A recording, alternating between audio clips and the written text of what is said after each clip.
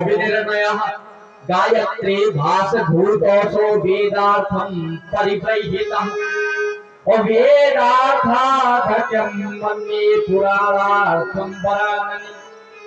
मानो आज कह रहे हैं कि वेद व्यास जी ये भागवत वेद सम्मत है।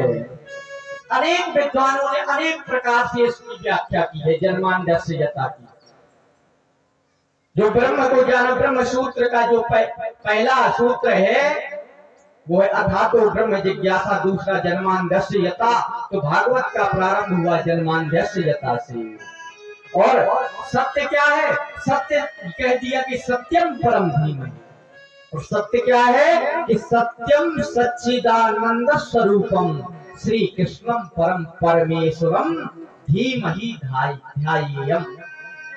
सत्य है केवल भगवान कृष्ण। सत्य का अर्थ है कृष्ण, इसलिए भगवान श्री कृष्ण को ही सबसे अधिक सत्य सत्य कह के पुकारा है। किसी देवता को सत्य सत्य कह के नहीं ज्यादा पुकारा। अगर सत्य सत्य सबसे ज्यादा कहा है, अगर हम वेदों में देखें पुराणों में देखें, अगर सत्य कहकर अगर किसी देवता को पुकारा है तो केवल भगवान कृष्ण ऐसे हैं जिनको सत्य सत्य कहकर के पुकारा है।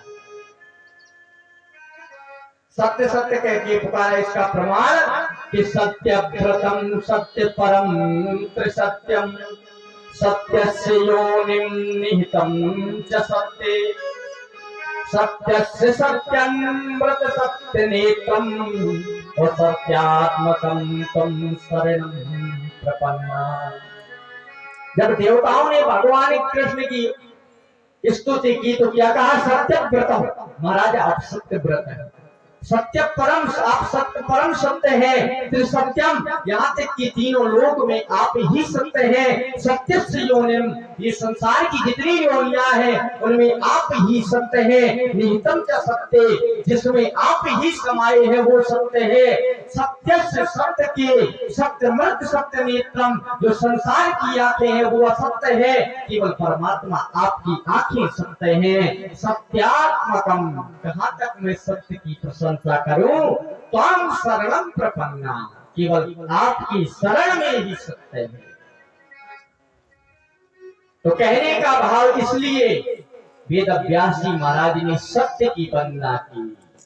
और सत्य की वंदना ही नहीं, सत्य की वंदना करते हैं। फिर इसके बाद दूसरे श्लोक में भागवत जी के कहा है कि धर्मा प्रोजित कैतवोत्र परमो निर्मत्सराराम सता वेद्यं वास्तवमत्र शिवस्तु शिवदं तापत्रयो नमोलनम्। दूसरे श्लोक में धर्म की वंदना की। पहले में सत्य की, दूसरे में धर्म की।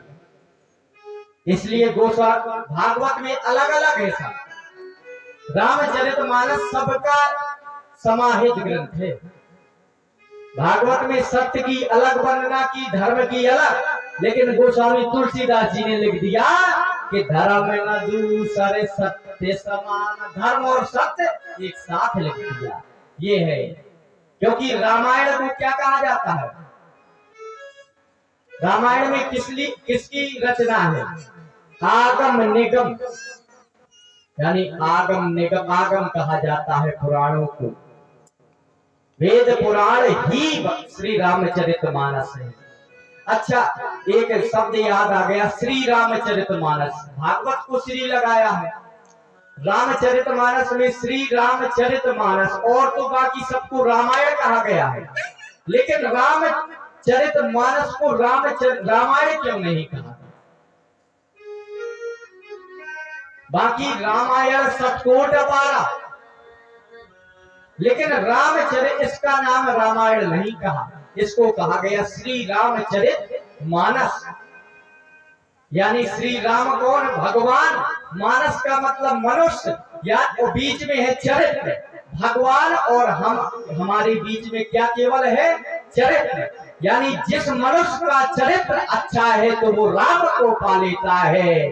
जिस मनुष्य का चरित्र अच्छा नहीं है तो वो परमात्मा को नहीं पा पाता। चरित्र की प्रधानता है। क्योंकि संसार में चित्र की जरूरत नहीं हमें, हमें जरूरत है अगर संसार में रहना तो चित्र की जरूरत नहीं, चरित्र की जरूरत है। अरे हमारा चित्र कितना भी अच्छा बना रहे, अगर चरित्र खराब है तो हम समाज में बैठने लायक नहीं। कितने भी अच्छे बने ठने रहे, लेकिन अगर हमारा चरित्र अच्छा नहीं है तो हम समाज में वंदनीय नहीं है, अवंदनीय है। और इस शरीर से ही लोगों को ममता आ जाता है, क्योंकि कहा है कि कंचन तजना सहज है, वो सहज क्रिया कामे, और मान बड़ाई ईर्ष्या दुर्लभ तजना में। यहाँ तक कि लोगों को क्यों इस शरीर से ममता रहती है, क्योंकि इस शरीर के कारण लोगों का नाम होता है, इसलिए इस शरीर को लोग नहीं छोड़ना चाहते हैं। कंचन तजना सहज है, लोगों को कह दो कि भैया सोना त्याग दो तो शायद त्याग सकते, एक से बढ़ के एक त्यागी हुए। और सहज क्रिया पर नए पत्नी पर प्रेम करना भी सहज है। और क्या सहज नहीं है? मान बड़ाई ईर्ष्या दुर्लभ तजना में। मान बड़ाई ईर्ष्या ये भी तज सकते, लेकिन जो अपने लोगों के प्रति स्नेह है उसको तजना नहीं, क्योंकि लोगों को चिंता ये रहती है कि अगर लोगों को मान मिलने लगे, अभिमान मिलने लगे, तो लोग संसार में और ज्यादा लिप्त होते जाते हैं। मान की बड़ाई जिसको मिलने लगे समझ लो उसका पतन हो गया। कि मान बड़ाई जब से पाई समझो किस्मत फूटी, और स्वामी स्वामी बाजन लागे लगन राम से छूटी। जिस संसार को समझ लो ज्यादा सम्मान मिलने लगे तो ये मत सोचना कि हमारे भाग अच्छे हैं, अरे किस्मत फूट गई। संत कभी ये नहीं चाहते कि मेरा मान लगे मिले, अरे संत चाहते हैं कि चाहे उनका अपमान हो चाहे मान हो, तो केवल भगवंत से मतलब रहता है। इसलिए संत सदैव वंदनीय होता है। मनुष्य क्यों नहीं होता है वंदनीय? कारण कि मनुष्य के अंदर संतत्व नहीं रहता है। अगर हमारे हृदय में जब संतत्व आ जाएगा, समझ लीजिए कि उस दिन से हमारा चरित्र अच्छा हो गया। चित्र हमारा चाहे जैसा बना रहे, अगर चरित्र अच्छा है तो हम समाज में वंदनीय जरूर रहेंगे।